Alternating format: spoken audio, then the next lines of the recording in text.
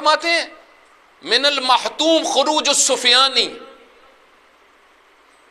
کہ جب حضرت مکہ سے اعلان کریں گے کہ میں آ گیا ہوں، ادھر سے سفیانی کا شام سے خروج ہوگا. دجال کا بھی کہتے ہیں اسی علاقے سے ہوگا. یہ شامیات بڑے مہم ہیں، شامیات، فلسطین، اردن اور شام، بہت بڑی جنگ یہاں پہ ہونی ہے. پھر یہ سفیانی نکل کے آئے گا عراق،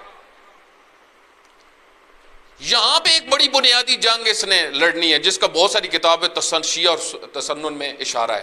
کرکیسیا ایک مقام ہے، معصومین نے جو بیان کیا، جس کو ہمارے یہاں عموماً ایک بیان کیا جائے ارمگدون، جو حیفا کے قریب پہاڑی ہے.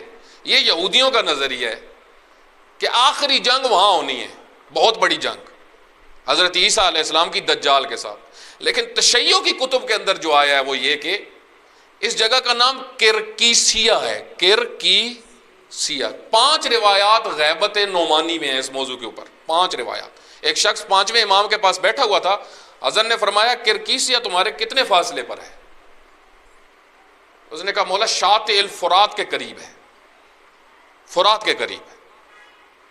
حضرت نے فرمایا یہاں پہ آخری نبرد ہونی ہے، ایک بہت بڑی جنگ ہونی ہے، اور یہ اتنی بڑی جنگ ہوگی، اتنے لوگ اس میں قتل ہوں گے کہ جہاں درندوں کی اور پرندوں کی غذائیں وہ لاشیں ہوں گی، جنگ ہونی. اس کے متعلق پھر بہت ساروں نے بات کی. یہاں سے سفیانی کا لشکر امام کی طرف آئے گا، مکہ کی طرف. یہاں پہ پھر ایک تیسری علامت بیان کی گئی ہے حتمی ظہور کی، خسف بیدا، ایک گروہ دھنسے گا. یہ علامت ہوگی حضرت کی کہ حضرت آ چکے ہیں. یہ باقاعدہ روایات کے اندر بیان ہوا ہے، اور یہ معتبر روایات ہیں جو میں آپ کی خدمت میں بیان کروں. من المحتوم، یہ 5 علامتیں جو ہیں ان میں سے یہ چند علامتیں جو میں نے بیان کی ہیں. تو میرے بھائی یہ شیاطین سارے، سفیانی کون ہے؟ ناصبی ہے.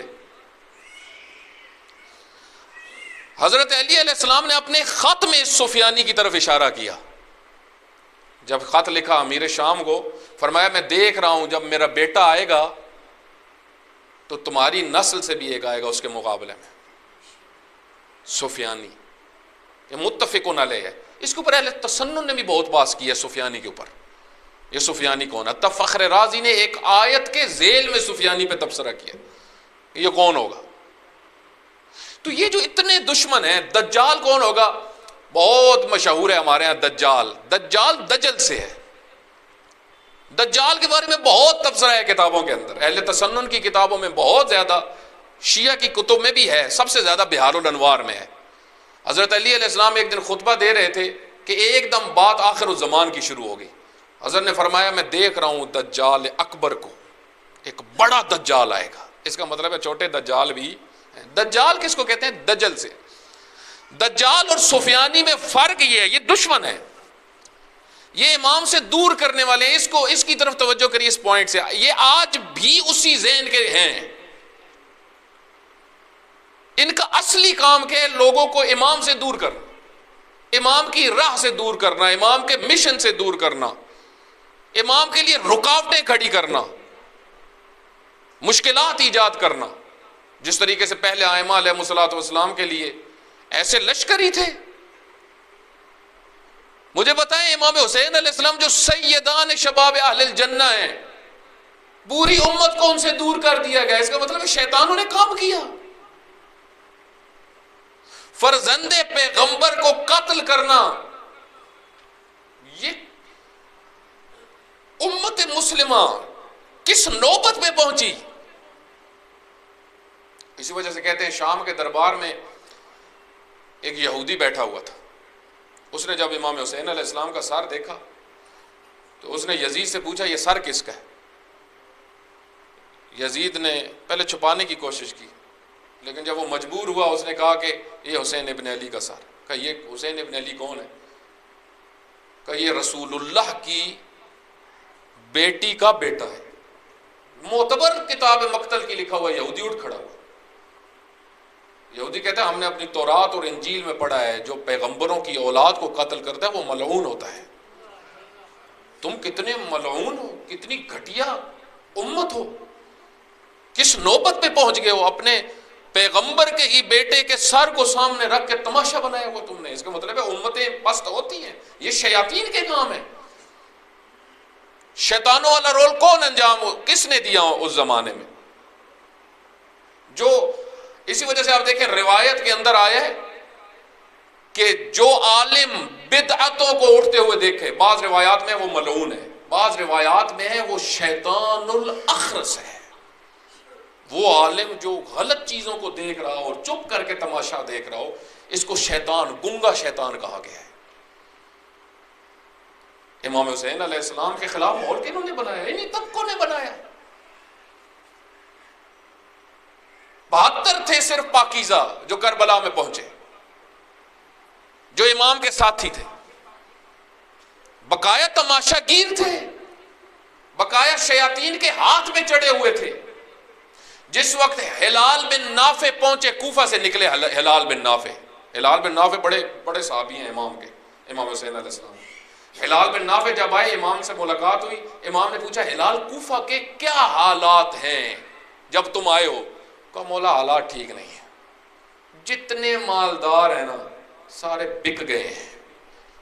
ابن زیاد نے ان کو لقمے ڈال دیے، سارے آپ کے اگینسٹ ہیں، سب آپ کے خلاف ہو چکے. مجھے بتائیں یہ چند لوگ تھے جنہوں نے ساری گیم کی. چند لوگ ہوتے ہیں جو پورا ماحول خراب کرتے ہیں. لوگوں کو اماموں سے بھی دور کیا انہوں نے، اہل بیت سے بھی دور کیا انہوں نے. یہ بعض کا دجال دجل سے ہے. دجل لوگوں کو دھوکہ دینا، بے وقوف بنانا، بے شعور بنانا. حسین ابن علی آئے گا تمہیں مروا دے گا. حضرت مسلم بن عقیل 70,000 لوگوں نے حضرت کے ہاتھ پہ بیعت کی، کدھر بھاگ گئے؟ دجال بیچ میں ٹکر گئے تھے. چھوڑو مسلم بن عقیل کو، کیا کرنا ہے اس کا ساتھ دے کے. اور آپ دیکھیں رات کا وقت ہے، حضرت مسلم بن عقیل گلیوں میں پھر رہے ہیں. اس کا مطلب ہے آپ دیکھیں اللہ نے کیوں امام زمانہ علیہ السلام کی غیبت ہوئی. یہ فلسفہ باقاعدہ کتابوں میں موجود ہے. معصومین سے پوچھا گیا مولا کیوں غیبت ہوئی ہے؟ ہر امام حضور رکھتا تھا، حضرت کی کیوں غیبت ہوئی؟ معصومین نے فرمایا اس کی وجہ یہ ہے کہ امام کسی طاغوت کے آگے جھکنے والے نہیں ہیں، کسی شیطان کے آگے جھکنے والے نہیں ہیں. ان کو ساتھیوں کی ضرورت ہے، ان کو ناصروں کی ضرورت ہے. اسی وجہ سے آپ دیکھیں دعائے عہد میں ہم کیا پڑھتے ہیں؟ دعائے عہد جو نماز فجر، بس میں نتیجے کی طرف آ رہا ہوں. دعائے عہد جو نماز فجر کے بعد 40 دن اگر کوئی پڑھے، امام صادق علیہ السلام فرماتے ہیں 40 دن، تو جب امام زمانہ علیہ السلام آئیں گے تو وہ ان کے ساتھ کھڑا ہوگا، قبر سے اٹھ جائے گا، قبر سے نکل آئے گا اگر دنیا سے چلا گیا ہو. اس میں کیا پڑھتے ہیں؟ وَجَعَلْنِي مِنْ أَنصَارِهِ وَأَعْوَانِهِ وَالذَّابِينَ عَنْهُ.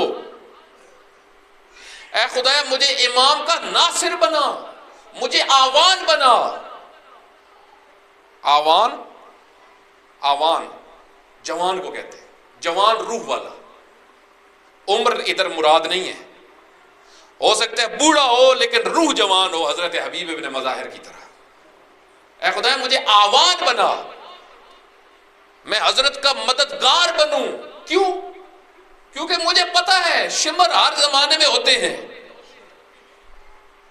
شیاطین ہر زمانے میں ہیں. امام کو ناصر کی ضرورت ہے، ایسے ناصرین جو پیچھے ہٹنے والے نہ ہوں، جو میدان کے ہوں.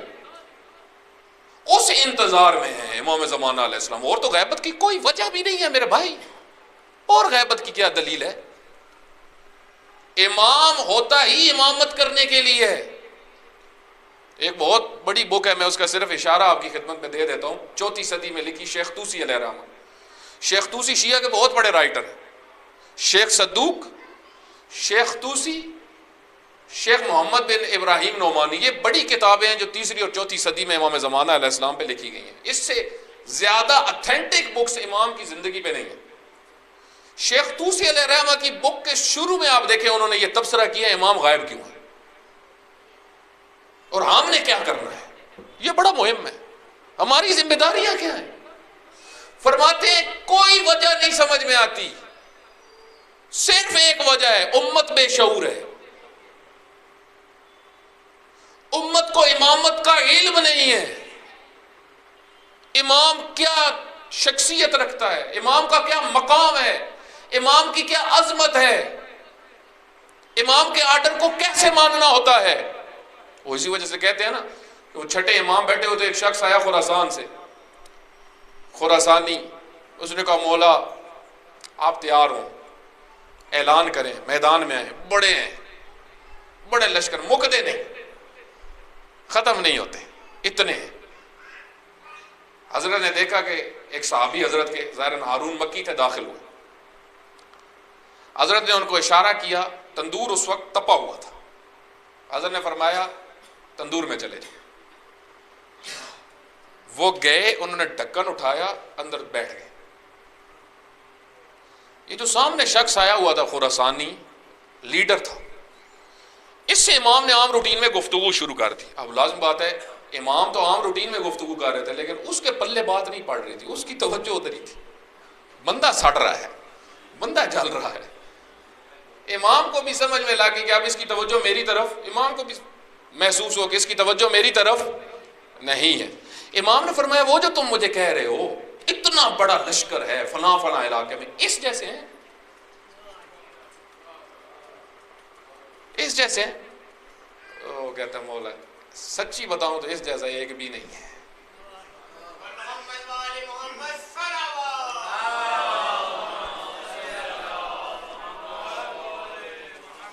میرے بھائی صالحین کی حکومت, اس کے لیے بہت پاکیزہ کردار لوگ چاہیے, شعور کا لیول چاہیے, جو چھوٹی چھوٹی باتوں پہ پروپیگنڈوں کا شکار ہوتے ہوں, جو چھوٹی چھوٹی باتوں پہ پروپیگنڈے کرتے ہوں.